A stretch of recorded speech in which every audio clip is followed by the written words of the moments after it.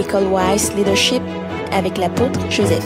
Quand on parle de Melchisédek, il y a déjà là-dedans, je vous ai dit, d'abord, fondement, tout ce que j'explique là, c'est le fondement. Tout l'enseignement, c'est le fondement. Les explications que je vous donne, tout ça, c'est le fondement. Il y a en même temps le trône, parce que c'est Christ qui est annoncé à travers Melchisédek.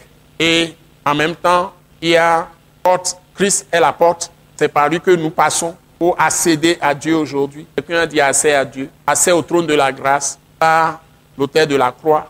Et il a ouvert la route. Le voile a été déchiré. Donc quand tu commences à prier, la condition c'est que tu vas par le sang de Jésus. Tu es en contact direct avec Dieu. Immédiatement, quand tu commences à prier. Et puis tu ne dois pas te culpabiliser. Tu ne dois pas être sous condamnation. C'est-à-dire, comment on se met sous condamnation? C'est quand tu ne sais pas quelque chose et Dieu te l'a révélé. Il y a une vérité fondée dans la Bible. Et tu n'acceptes pas ça. Et tu rejettes ça.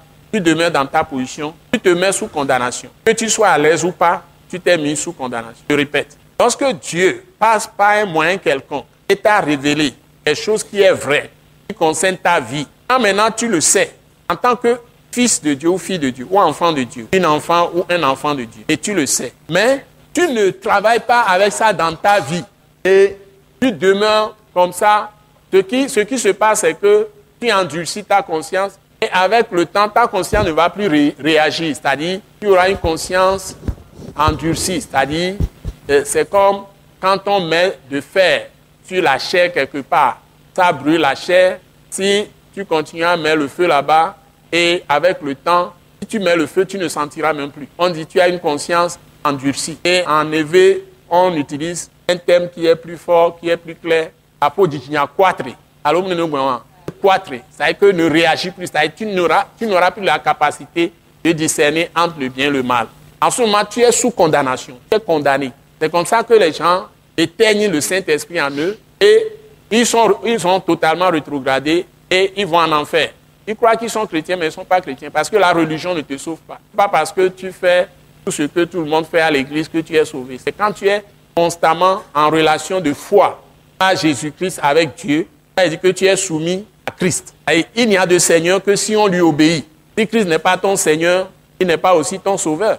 Il est d'abord Seigneur, il existait Dieu, Seigneur de tout le monde, avant de devenir ton Sauveur. Donc si Christ ne règne pas dans ta vie, ne peut pas te corriger par ses paroles. Tu ne le vois pas, mais c'est lui qui est la parole. Donc, s'il passe par tes propres lectures ou ta propre méditation, il t'a révélé une vérité, agis tout de suite là-dessus. Et comment tu peux sortir de condamnation et briser tout ce que l'ennemi fait dans ta vie?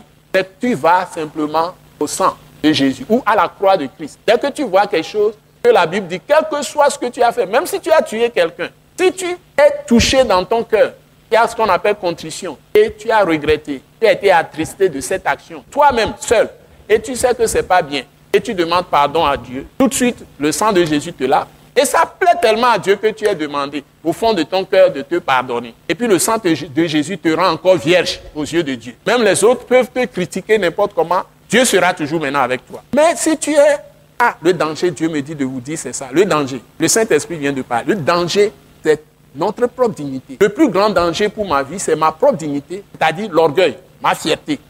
Je vous dis que mon plus grand ennemi, c'est ma fierté, mon orgueil. Si ma fierté, cette dignité qui est fierté ou orgueil en moi, intervient un peu dans ma pensée, l'intelligence qui gouverne tout mon être entier, si ça intervient, qu'est-ce que je fais? En ce moment-là, je suis offensé. Surtout si c'est quelqu'un qui m'a parlé, de me corriger. Je suis offensé, blessé. Et quand tu fais ça, toi-même, tu ne sais pas que tu t'es tué. Et tu tombes sur le coup de Proverbe 28, versets 11 à 13. Quelque part, il est écrit noir sur blanc que celui qui reconnaît ses fautes ou son péché ou ses iniquités et qui se détourne de ses iniquités obtient miséricorde.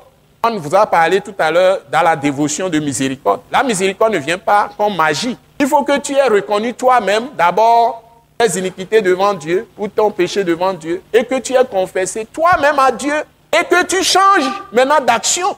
Tu changes ta façon de penser. Tu changes tes sentiments en conséquence. Tes désirs aussi vont changer. Et quand Dieu voit ça chez toi, ça dit, il appelle ça renouvellement de ton intelligence avec sa parole, avec son conseil. Et c'est ça qu'on appelle la repentance. Tu as changé ta pensée avec ton intelligence. Et tu ne vas plus aller dans la même direction. Donc, c'est cette petite chose seulement que l'on doit faire chez lui. Celui qui s'humilie sera élevé. Celui qui s'abaisse sera élevé. Celui qui s'élève sera abaissé. C'est la petite chose que nous devons faire et le sang de Jésus est toujours là.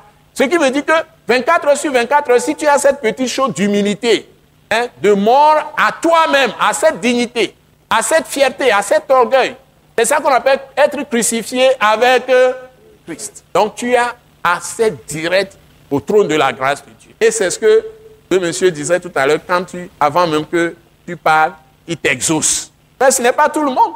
Si tu as des gens dans le cœur, tu as des offenses, tu as des trucs, des amertumes, tu as des ressentiments, et tu as tout ça là dans ton cœur, tu vas à Dieu, toi-même tu as barré la route. Donc c'est toi qui décides. It is you. You. C'est toi.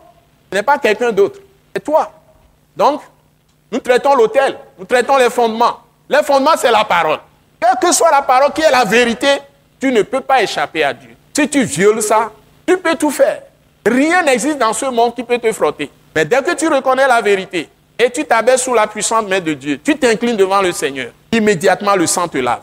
Le sang de Jésus. Et tu peux, même quand tu gémis, Dieu entend tes gémissements, il peut répondre.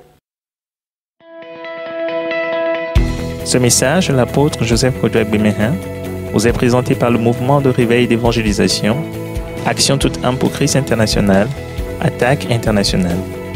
Pour plus d'informations et pour écouter d'autres puissants messages, merci de nous contacter au numéro indicatif 228 90 04 46 70 ou de visiter le site web atacinternational.org. Soyez bénis en Jésus-Christ.